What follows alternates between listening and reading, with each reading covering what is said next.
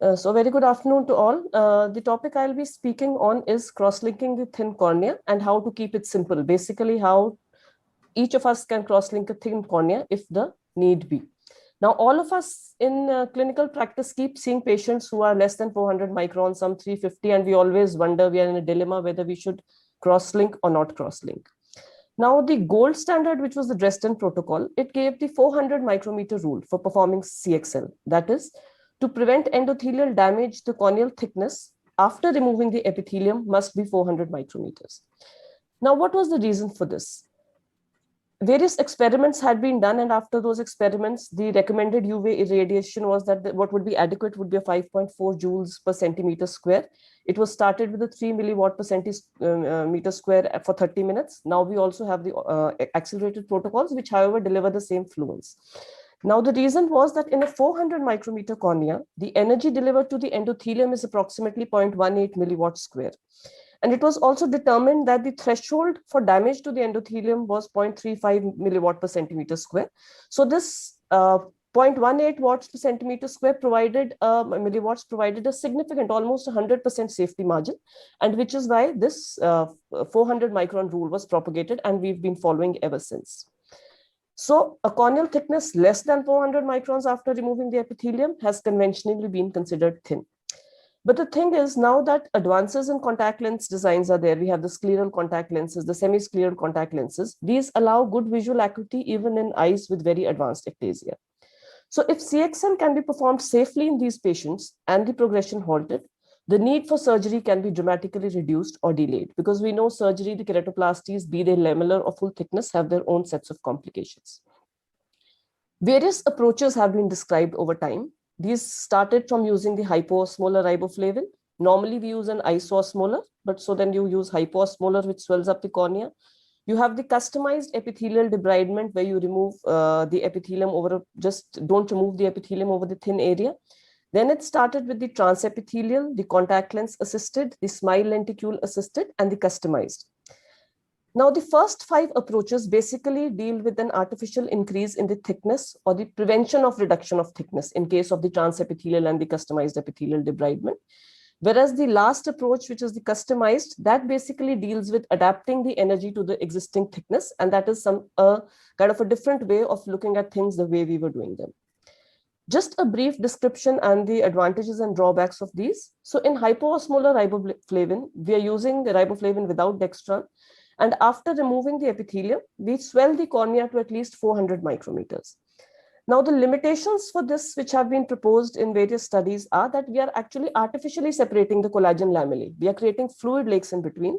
And so if we are separating them artificially, we can't really expect the cross-linking or the compaction of the cornea to occur very effectively, apart from the other factors like a lower diffusion factor and a poorer absorption coefficient of this riboflavin. Then we had the customized epithelial debridement, where at the thinnest part, on the steepest part of the cornea, the epithelium was left on and the rest was removed in an effort to preserve the thickness of this area. But the disadvantage of this is that it's also likely to block the ultraviolet A, because epithelium is known to block UVA and also block the oxygen. And studies have shown that with this kind of an approach, we see a shallower demarcation line in the area of the epithelial island vis-a-vis where the epithelium has been removed. This was also there where I was part of this work at Narayan Nethralaya in Bangalore, and we imaged the corneas in vivo while cross-linking was being done with a handheld in vivo OCT. And we saw that this hyperreflectivity, which is presumed to be because of riboflavin penetration, was much deeper in the areas where the epithelium was removed vis-a-vis where it was not removed. So that correlates with the fact that we can expect to have shallower demarcation lines in the area where the epithelium is not removed. And since that is the thinnest part of the cornea, which we actually want to cross-link, we are leaving the main area kind of not exposed to the proper treatment. Then we have the lenticule-assisted CXL, which was described by the group by Dr. Mahipal Sachdev and the team.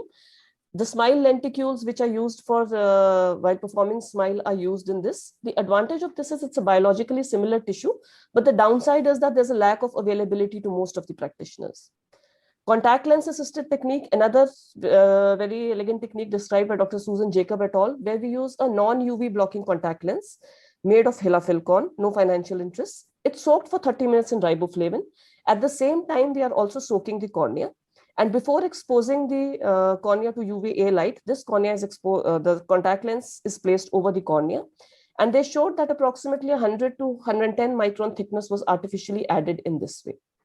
Now, a critique of the CACXL is that the contact lens, unlike a smile lenticule, is not biological tissue.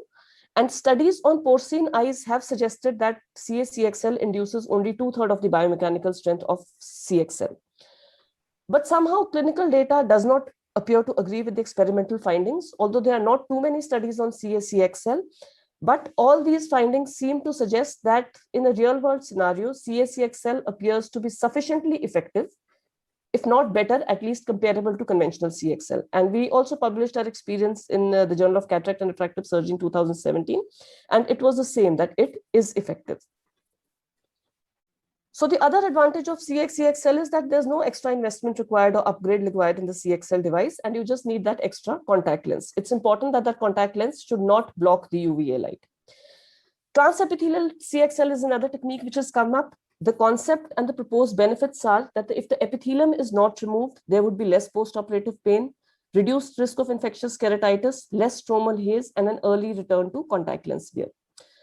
But the challenges or the disadvantages, one could say, are that, like I mentioned earlier, the UVA light is blocked by the epithelium, and there is limited penetration of riboflavin through the intact epithelial junctions because riboflavin is hydrophilic, whereas the epithelium is lipophilic. The latter part has, however, been overcome by changing the composition of the riboflavin dye. So dyes which we use for transepithelial cross-linking have chemical enhancers like EDTA or benzalkonium chloride. And also the concentration of the riboflavin has been increased from 0.1 to 0.25%. So what about the efficacy of CXL? The original report suggested that transepithelial CXL was associated with only a 60 to 65% increase of biomechanical strength, which was 1/5 that of the conventional CXL, and it had shallower demarcation lines. So doubts existed over its efficacy. What does current literature say about the outcomes of transepithelial versus conventional CXL? Now, this is a busy slide. Just to mention that some studies show benefits, some studies show that it is equivalent, some studies show that it's a little poorer. There is no clear consensus, though the balance does seem to be in favor of epi of CXL. However, there was this recent meta-analysis which had a large number of eyes published in Cornea in 2018, and they studied 227 eyes in epi-off and 228 in CXL. And again, they mentioned that transepithelial was comparable to standard epi-off CXL. This, I think, we'll discuss later. So when literature is conflicting, reflecting on personal experience helps. And so we've done a couple of studies on transepithelial because like that also has the advantage that you don't need any extra device, and where the epithelium is thin, you would want to go for a procedure which is perhaps provides more comfort to the patient. So we've seen very well demarcated, delineated demarcation lines in transepithelial CXL, and they have been almost to the tune of 75% depth. We've been using transepithelial, the riboflavin dye in 1.2% HPMC and not dextran, which is what is recommended for transepithelial cross-linking. The reasons for this I will mention in my second talk. And these are the examples of flattening seen in some patients of transepithelial CXL, which have been seen in the short term as well as the long term, as long as 3 years and 4 years. Not to say that failures are not there, but we have seen that they are to the tune same as seen for the conventional CXL. So my experience has been that a softer but clinically significant reduction of keratometry values is seen in most patients with transepithelial CXL. And this is a recent study which has been just accepted last week for publication. In this, we actually compared the real world data of contact lenses assisted CXL and transepithelial CXL, because these are the two techniques which I have been doing for thin corneas.